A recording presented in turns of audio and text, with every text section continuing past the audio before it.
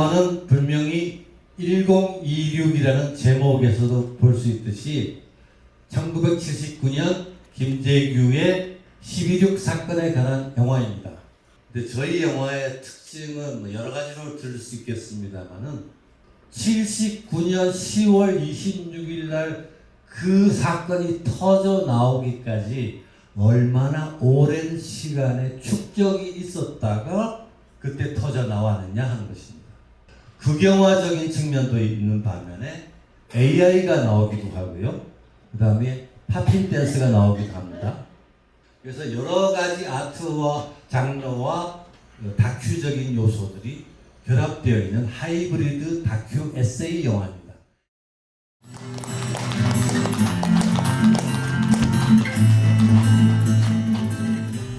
최종 작품 시사회는 이제 여러분 오늘 이 자리에 오신 분들이 처음 보게 되신 것이 아닌가 모르겠습니다. 근데 어떻게 보셨는지 저는 좀 궁금하니까 뭐 제가 말씀드리는 것보다는 여기 오신 선배님들이나 우리 동료 관객분들이 먼저 말씀을 해주시면 고맙겠습니다. 이 영화는 최초의 제작비를 1억 가지고 시작을 했습니다. 이게 이 작품을 같이 하다 보니 투자를 해준 기업가가 있어가지고 1억을 가지고 시작을 했는데 처음 예산은 1억 가지고는 도저히 안 된다. 최소 1억 5천에서 2억은 있어야 되겠다 해서 2억 가까이가 이게 들었는데 제일 우리가 하면서 그 돈에 맞춰서 하려다 보니까 지금 말씀하신 대로 우리는 지금 현재 대한민국의 이 자료 저작권이 굉장히 심화돼가지고 자료값이 무지 비쌉니다. 그래서 그것만 가지고 그 자료만 가지고 해서는 안 되고 오히려 그것이 전화위복이 돼서 새로운 아이디어로 영화를 해온 감독으로서 영화적인 다큐멘터리를 만들고자 해서 자료는 최소화시키되 이제 배우들을 데리고 현장에서 촬영도 최소의 비용으로 하고 그 다음에 특히 무엇보다도 그 젊은 세대 지금 자라나는 신세대들이 우리나라의 현재 현대사의 그 역사 교육을 좀 제대로 볼 수 있는 기회를 만들어줘야 되겠다 해가지고 이제 그런 저기로 해서 이제 재미를 여기저기 재미 요소도 지금 넣자 해가지고 뭐 아까 팝피춤도 좀 넣고 하면서 작품 전체를 그게 포스터 카드도 좀 비주얼을 넣고 하면서 비주얼적인 좀 완성도를 높이려고 제가 사실 김재규 하면은 그냥 살인자 아니면 박정희를 죽인 원흉 이런 학교에서도 아마 그렇게만 학생들이 배우고 인식한다고 해요. 그래서 저도 이제 이렇게 살 만큼 살아가고 있고 인생으로 보면 7분 인생을 넘어가는 이제 그런 때인데 뭔가 그래도 한 점이라도 찍어봐야겠다 해서 생각했던 게 이제 김재규 장군이 어느 날 불현듯 저 양반이 이렇게 너무 우리 사회에서 묻혀져 있다.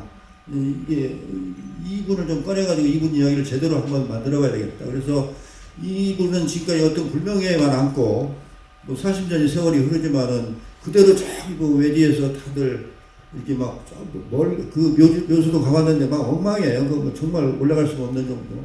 그렇게 대접을 받고 있는 게 너무 안타까워가지고 이분을 좀 세상 밖으로 모셔가지고 이분에 대한 알림을 제대로 해야 되겠다. 그런데 제일 중요하게 제가 목적을 삼은 게 그 단순한 기존에 뭐 우리가 12.6 사건이나 이런 걸 다루었듯이 그런 식이 아니고 제가 이거 하면서 뭐 책도 많이 보고 유튜브 이런 것도 많이 봤는데 대체적으로 100% 거의 100%가 다 11.6 사건 중심이에요. 그래서 이 실질적인 김재규 장군이 박정희를 죽인 동기는 기껏 알려져 봐야 뭐 차지철과의 뭐 마찰 충돌 때문에 그랬다 뭐 이런 뭐 그런 것밖에 없더라고. 그래서 제가 이제 김재규 장군의 어떤 인생을 쭉 보니까 박정희하고 그 33년간의 인연을 갖고 있더라고 경매사관한테. 그래서 이 12.6 사건의 그 거사를 제대로 알려면 그 두 사람의 관계를 알아야 되겠다.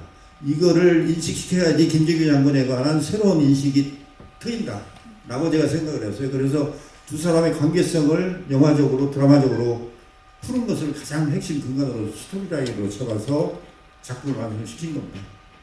혁명에 관한 사례는 없죠. 사실 이분 그 김재규 장군 마음속에만 있었던 거기 때문에 그래서 뭐 그분의 어떤 정신세계로 들어가려고 제가 그동안에 쉽게 말하면 뭐라고 할까요? 그 접시지라고 해야 되나? 빙의를 좀 했었어요. 사실 제가 이 시나리오 쓰고 이 첫 촬영을 간 날 전날 김재규 장군 꿈을 꿨는데 그 양반이 꿈에 나타나가지고 밤새 무슨 말씀을 하시냐면 혁명 이야기를 이렇게 말씀을 많이 하셨는데 혁명이라는 말은 꼭 넣어야 된다고 이 말을 밤새도록 그 말만 했는데 꿈을 깨고 나니까 여러 가지 많이 얘기를 하셨는데 그 말밖에는 생각이 안 나요, 기억이. 그래서 제가 영화 맨 마지막에다가 2025년 3월 어느 날 김정일 장관이 나를 찾아왔다라는 그 멘트를 여기다 든 겁니다. 그래서 실제로 그래서 근데 뭐 이분이 정말 혁명 마인드를 가지고 있는지는 특히 김정일 장관을 싫어하는 반대쪽에서는 택도 없는 소리다라고 얘기하는데 저는 이제 그분이 혁명을 뭐 그만큼 저한테 와서까지 꿈에 나타나서까지 얘기를 해주셨으니까 저는 믿고 가야죠. 그러니까 그 영화에도 소개가 되고 이야기가 되고 있지만 장준하 선생님은 그 길을 믿었어요. 그 길로 가야 된다고 했어요. 이 영화에도 그 두 분의 대화 속에서 나오지만 그 시민들의 이런 시민 혁명 가지고는 안 된다. 박정희는 워낙에 군 장악력이 너무나 단단해서 그거는 불가능하다.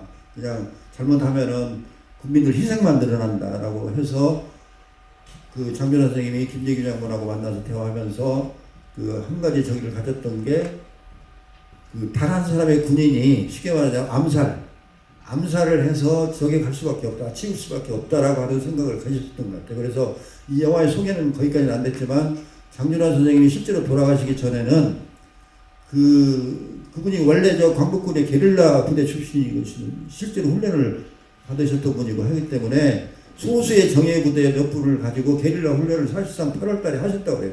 돌아가시기 직전에. 그 다음에 하나는 여기 언급을 안 했는데 이제 11.2 이후에 김재규 장군이 이제 그 전두환 군부에 이제 끌려가가지고 이렇게 수모를 당하고 했을 때 함세웅 신부님이나 이렇게 제야 몇 분들 120 몇 분인가 125분인가 뭐 변호사분들 해가지고는 김재규 구명을 해야 된다라고 가가지고 사인을 해달라고 그랬대요. 대부분의 정치인들이 사인을 거절하셨다고. 이게 그만큼.